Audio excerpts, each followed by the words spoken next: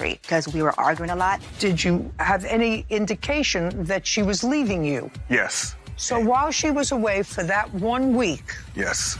her car was stolen. Yes. This is Judy Justice. Erin Dean is suing her ex-husband, Dennis Dean, for an unpaid car loan and negligence. Court come to order. All rise. Have a seat, please. Hello, Judge. Case 3122, Dean versus Dean. Thank you. You're welcome. Ms. Dean, it is your claim that the defendant owes you for a car that was stolen as a result of his negligence. That's correct, Your Honor. Okay, so let's start with, you and Mr. Dean were married for the first time in what month and year? July of 2013. You and Mr. Dean were then divorced. That is correct, Your Honor. In what year? December 12th, 2019. You and Mr. Dean were remarried. This is correct. What month and year? October 1st, 2022. And you separated again, and that marriage was annulled in what year? August in 2023. Now, you purchased a car. Correct. In what month and year? October of 2019. While you were married. We were separated at the time. We were not living together. But you were married. Correct. So this automobile was purchased during the course of your first marriage. That is correct. Do you have a copy of your divorce decree? Yes, I do. And does that divorce decree award you the automobile? Yes, Your Honor, it does. I'd like to take a look at it.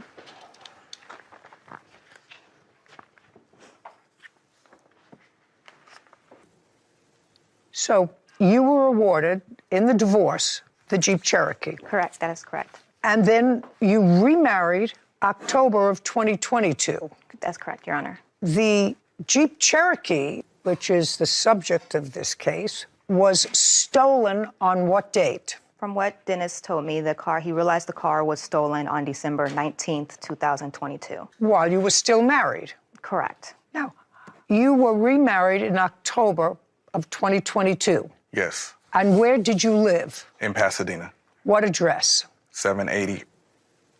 And you both lived there together? Yes. Had you lived there before, during your first marriage? No. Had you lived there while you were separated? Yes. When you remarried and you were living at 780, was the plaintiff living with you? Yes.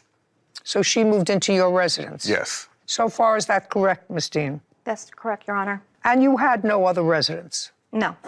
So you moved into 780? That's correct. Mr. Dean, until what date did Miss Dean live at 780, month and year? January of 2023. That is false, Your Honor. Justice, Okay. I'm not asking you anything. Okay. January of 2023. What happened in January of 2023, sir? She moved back east, East to where? North Carolina, while we were still married. Okay. The car was stolen in December. Yes, December 14th. December 14th, so several weeks before she left. Yes. Tell me the circumstances surrounding the car being stolen. First, she was going back east. Yes. And she asked you to take her to the airport? Yes. Just a second. Did you drive her to the airport? Yes, I did. On what date? It was a week prior to the car being stolen, which was December 7th, 6th or 7th. She asked me to take her to the airport. Mr. Dean, when you took her to the airport, what car did you take her with? In the Jeep Cherokee. Did you have another car? Yes, I did. Why did you take the Cherokee? Because it was big enough to put all her luggage in. So she asked you to... Yes. Okay. Now, when you left for the airport, where had Mrs. Dean spent the night before? At our residence. At your residence, Yes. together? Yes. And what was the reason that she was going back east? To visit her friend in Houston. Before she went to visit her friend, and you were living together as a married couple. Yes. Had she given you, or did you have any indication that she was leaving you? Yes. Tell me about that. We had prior disagreements as far as where we wanted to live. She wanted me to move back east. She wanted to have another child, which I didn't feel comfortable with. Did you have a child together? No. Who has children? We both do. from prior relationships? Yes. Yes. Okay. So you had been arguing. Yes, it was. Oh, okay. You had been arguing. The night before she left, you were still sharing the same residence. Yes. So you took her to the airport in her Jeep. Yes. At her request, because it fit all the luggage. And then after you took her to the airport, what did you do with the Jeep? I parked the Jeep in a gated parking in my residence. How long was she away? About a week. When she was coming home, who picked her up at the airport? I was supposed to. And did you pick her up at the airport? No, I did not, because she says that she wasn't coming back because I had told her about her car being stolen. And then I told her that once I found out that it was stolen, I got a police report done. So while she was away for that 1 week, Yes. her car was stolen. Yes. And it was stolen from where? Under the gated parking of my residence. It was in the gated parking? Yes. Okay. Do you have a police report? Yes, I do. I'd like to see it.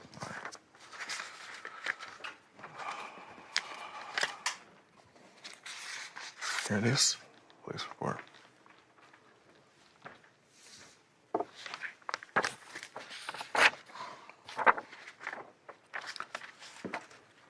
Okay. So the car was stolen. That's correct, Your Honor. Now I got the dates and I got everything. And the car was stolen and? Car was stolen due to his negligence. No, you say negligence. The car was stolen out of a gated area.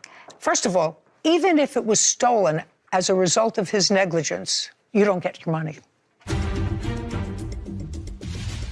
Dean claims her ex-husband, Dennis Dean, is responsible for car payments after the vehicle was stolen due to his negligence. Let me ask you this question. I'm going to maybe phrase it differently. My husband is trying to be helpful, and there's a leak in the faucet in our kitchen that has just been redone. Mm-hmm. And I said, well, I have to call somebody to fix this little leak. It's dripping, and I don't want it to get any worse. And my husband said, you don't have to call anybody. I have my toolkit right here. I'm going to fix it. He's a lawyer. He doesn't know about plumbing. But he goes under the sink and he jiggles and jaggles and turns things, and there's a flood. And it not only floods out the kitchen, but it floods the apartment below. And I say, get out. I don't want to know you anymore. You're always doing things like this. You think my husband's responsible if the house is in my name? Get out of here. Can I explain my situation and what happened, Your Honor, please? You can. So now you have about 2 minutes to tell me your theory of the case. When he did take me to the place, I did tell Not him, the place, to the took me airport. to the airport. I did tell him not to move my vehicle, not to drive my vehicle. He moved my vehicle because he has an unregistered vehicle that is in the previous divorce decree, and he uses that vehicle. He switches out his Infinity plates to drive that vehicle to and from work. But I that's told him not to move my vehicle because I know he likes to move that car, so he told the police officers who rides back and forth the street doesn't see it. That's not true. And when he moved my vehicle, he left the keys inside my car. My car cannot start without a push start. So he took out the garage opener, and the reason why is because they were doing maintenance work at his apartment complex at the time where the gate was left open overnight. That's how my car got stolen, because the lady who did take my car, she had access to easily get inside of it, and the keys were inside my vehicle to where she was able to steal it. Think about my husband, who I'm fighting with all the time, fixing the sink and causing a flood in an apartment or a house that is mine. I can't sue him. But it sounds to me, from what you tell me, that you knew he had been playing around with license plates while you were still together. That's what you just told me. That's what he does. No, that's not true. Listen to me, sir. It may not be true, but that's what you just told me. It's in text messages, so That's it's true. That's what you just told me. That's correct, Your Honor. Okay. You have no case against him. It's unfortunate that your car was stolen and it was found, I understand. Yes, but it it was was. found Totaled. Total, yeah. Well, that's not his fault. Case is dismissed. We're done. This court is adjourned. I told him not to drive it, not to move my car, because I know that's what he did. He did it anyways. My car got stolen. I didn't leave the key in the car. Actually, I had put it in my bag and took it upstairs, but she just went with that because that's all she had on. I just hope that I never have to see him again. I just want peace and just to be left alone and get back to my regular life. Can you imagine how the courts would be flooded with lawsuits if married people could sue each other for negligence? Be more backed up than it is right now? Oh, it would put a complete stop to the justice system. Yeah. Anyway, I don't even think that in this case he was negligent. I mean, there was debate as to whether or not he left the keys in the car. That could be viewed as a little bit negligent. But they were a married couple who cohabited together until a couple of days before the car was stolen. And the place where he lived, evidently, which was under construction, somebody left the gate open. Well, that's the person who she ought to sue for leaving the gate open, which allowed her car to be stolen. Sure. Not her husband. Agreed. Ridiculous. Let's break this down simply. You had a married couple already dealing with tension, separation, and clear trust issues. The wife leaves town. The husband uses the car to help her, parks it at their shared residence, and while she's gone, the car gets stolen. That's the situation. Now here's the problem. This case isn't about what might have happened, it's about what can actually be proven.